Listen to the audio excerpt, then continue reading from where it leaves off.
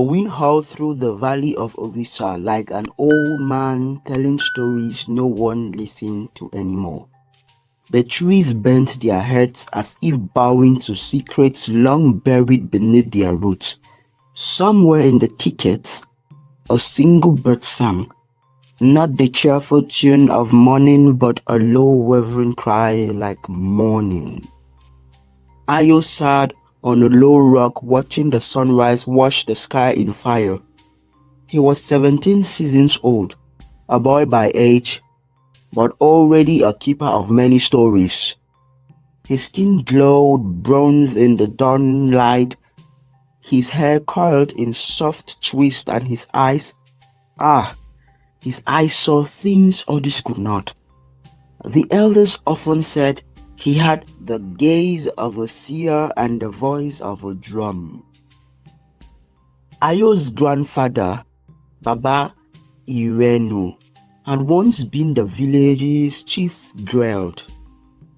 Before he passed into the realms of the ancestors, he told Ayo, "In the end, only two things will remain: the voice of truth and the beat of the last drum. When the drum sounds, the king will come." But then Ayo thought it was just another proverb. But last night changed everything. That night, as the moon climbed high and the village lay under the hush of sleep, Ayo dreamed a dream so vivid it left sweat on his brow and fire in his chest. He stood in the center of a vast field. Before him, an enormous drum floated in mid-air. Suspended by unseen hands, it was taller than any man, its body carved from a wood that shimmered like gold soaked in midnight. Its surface was unblemished, yet ancient. Around it stood figures cloaked in white garments, their faces hidden by radiant light. One figure stepped forward, a woman, though her voice echoed like 100 waters. "Ayo, son of Ziona," she said, "the time draws near. The land is dry, the people sleep, but you must awaken them." "How?" Ayo asked, trembling. "What can I do?" She lifted her hand, and suddenly the great drum beat once. Boom! The sound cracked the heavens. The sun darkened, the stars wept, and Ayo fell to his knees, weeping, but from a longing he could not name. Then he awoke. Now, as the morning sun rose behind him, Ayo still felt the echo of that beat in his bones. He looked down at his hands once used to skin goats, carry water, and slap rhythms on his father's old djembe, but now they tingled with purpose. He rushed back to the village, a small settlement of red clay huts and thatched roof nestled between the whispering hills of Ziona. Chickens clucked at his feet, smoke drifted lazily from morning fires. The people were awake, but not truly. The elders were gathered under the baobab tree, as they always did, to drink ginger tea and debate things long dead. Ayo approached with bold step. "Baba Kolade," he said to the oldest amongst them, "I need to speak to the elders, all of them. It's memories. Long ago, another child had spoken like this. That child's warning was ignored, and the flood came. Perhaps, just perhaps, this boy deserves a hearing." "Speak then," Kolade said. Ayu stood before them all, the baobab casting long shadows over his face. "I saw a drum, the last drum, and I heard its beat. The king is coming. The signs are stirring, we must prepare. Laughter rippled through the elders. The last drum? That's a myth. The king? What king? Boy, this world has always had wars and droughts. You dream too much. But Kolade did not laugh. He stared at Ayo. Describe the drum. Ayo did. Every line, every shimmer, every hum in the air around it. Kolade stood slowly. His hands trembled. Only one man ever saw what you described, he said. Baba Irenu, your grandfather, and he swore never to speak of it again. Silence fell. Kolade turned to the others. This is no small thing. Perhaps the spirit has returned to Ziona. But others scoffed. If a message is from the king, let him send thunder and signs, not dreams to a boy. Ayo bowed his head. You asked for signs? He said softly.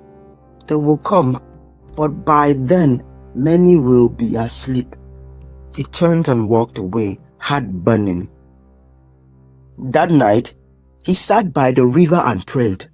God of the drum, if you are real, if you are calling me, show me. The wind hushed, and then the ground trembled. Not much, just enough to stir the reeds. A single frog leaped from the bank, and then across the river a figure appeared. It was a man, cloaked in simple white. His feet did not disturb the mud. His face glowed like fire underwater. Ayo, he said. Ayo gasped. Are you an angel? I am a messenger, the man said, sent from the throne. He reached out, and in his hand was a drumstick carved of bone and gold, wrapped in leather strips etched with symbols older than the sun. You are chosen to awaken the people, not with swords, but with truth. Not with noise, but with the sound of the last drum. Go now to the village of Vanna. There you will find the first sign. What? Ayo asked. A famine of truth, the man said. They eat, but do not live. They sing, but their songs are hollow. You must remind them. And just like that, the figure vanished into mist. Ayo looked down. The drumstick remained in his hand. Its touch sent fire through his vein. He did not sleep that night. He packed a small sachet, his djembe, his grandfather's clock, dried meat, a gourd of water, and the drumstick wrapped carefully in cloth. At dawn, he walked through the village one last time. No one stopped him. No one noticed. Even his mother slept soundly. Outside the gate, he turned and whispered, Ziona, remember this day. The drummer has awakened. He journeyed into the hills heading east towards Vanna. The journey took 3 days. He slept under the stars, listening to strange sounds in the night, owls that spoke in riddles, a snake that hissed. Turned back, but Ayo pressed on. On the 3rd day, he reached the gates of Vanna.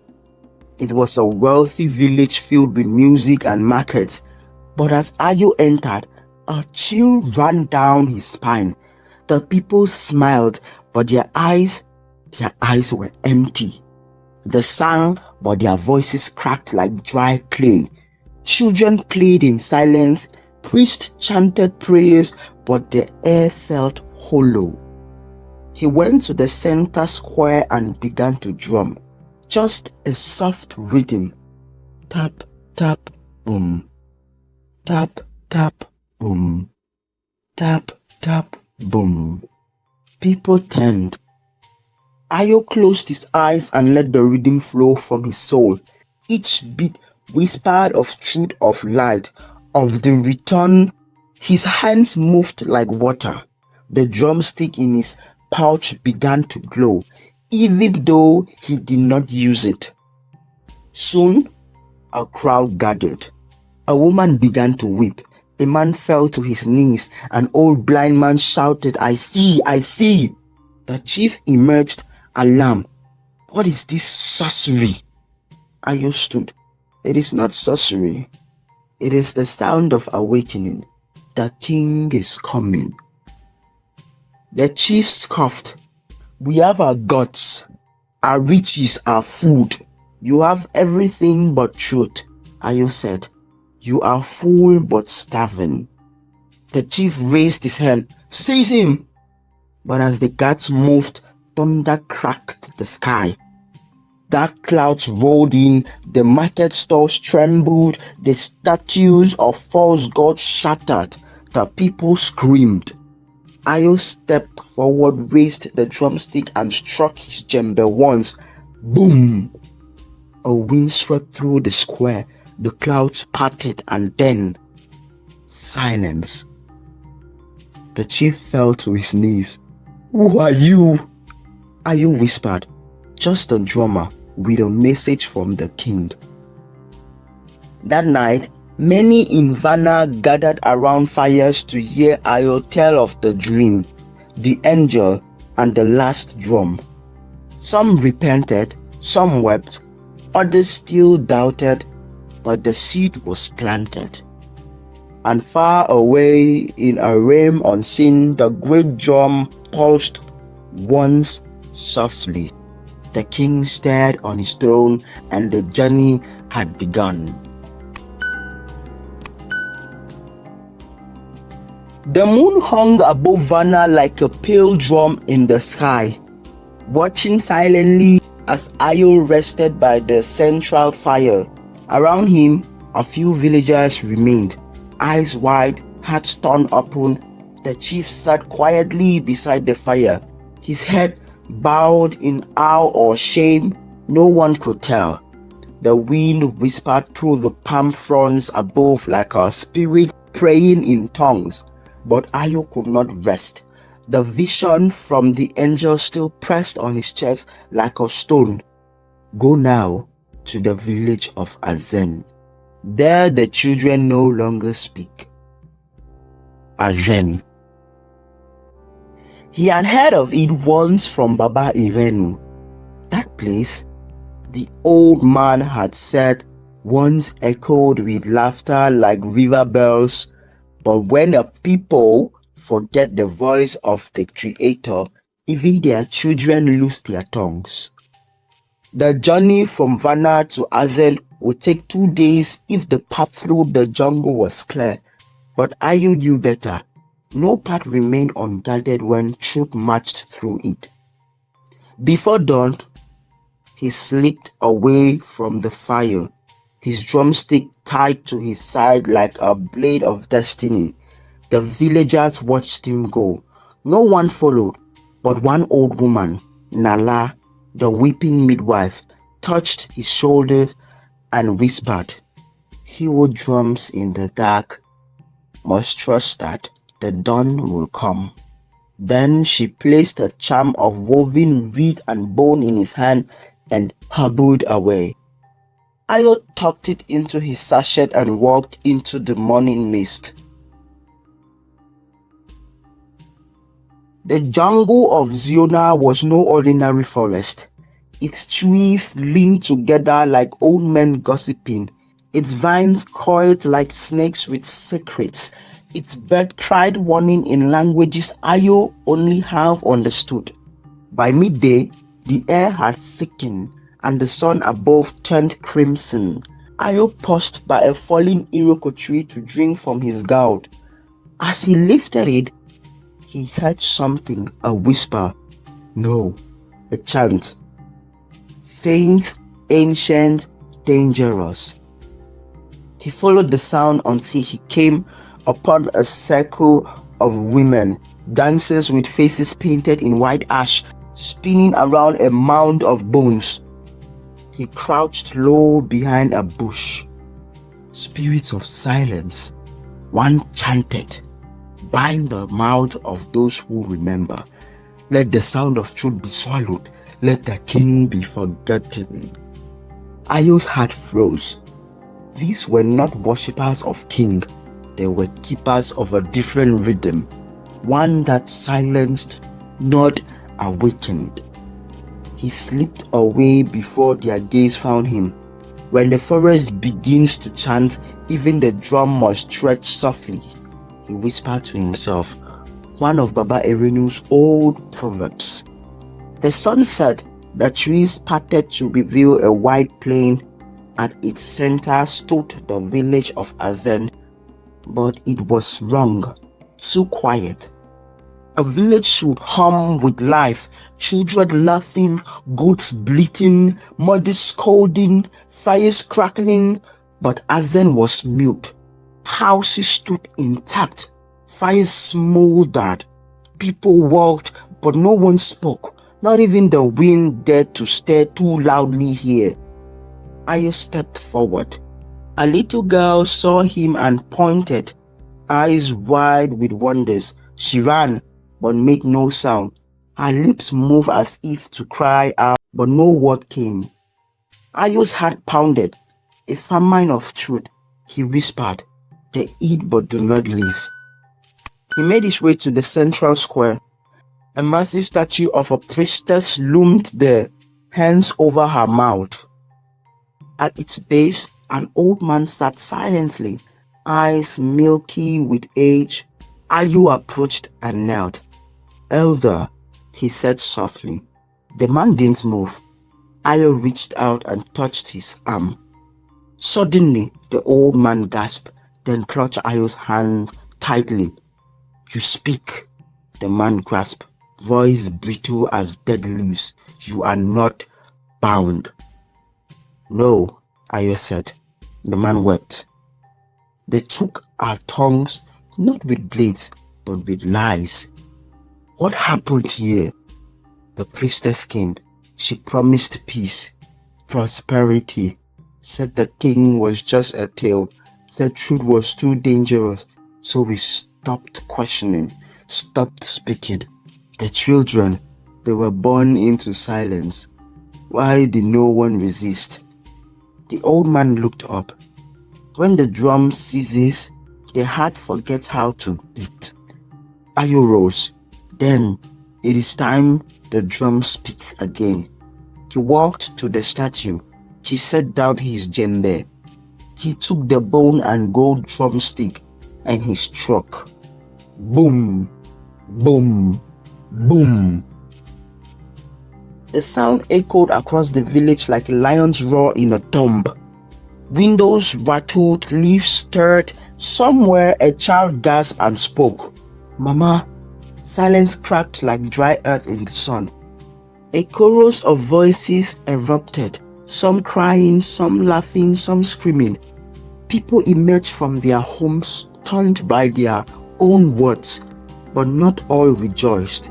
A tall woman in blue robes stepped into the square. Her eyes were lined with coal, her lips red as blood. She pointed at Ayo.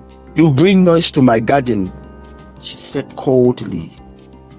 "Your garden was dying," Ayo said. "I brought rain. I am Priestess Malika." This silence is sacred.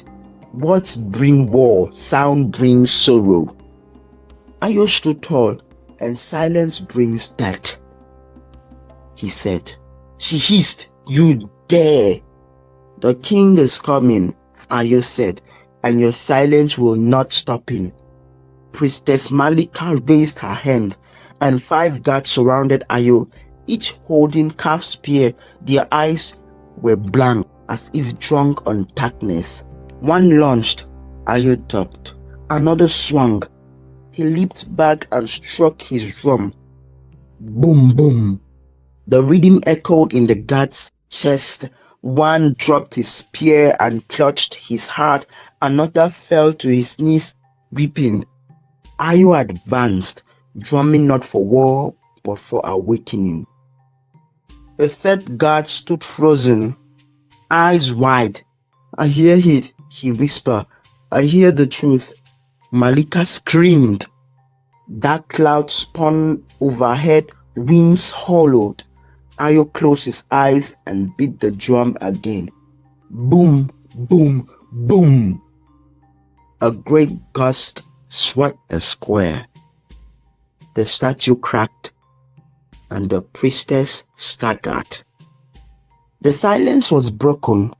The children sang, the old man danced, the guards fled.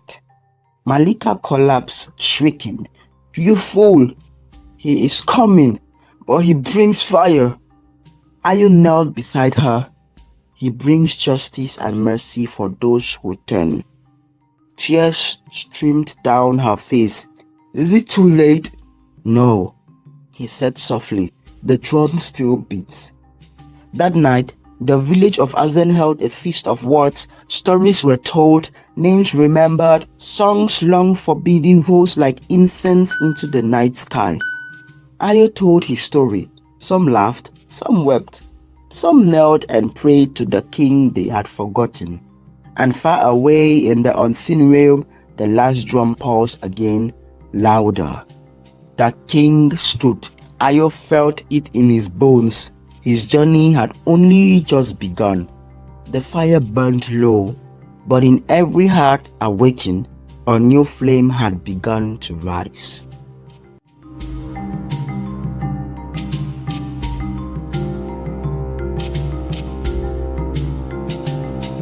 Please subscribe to watch more of our videos. Thank you.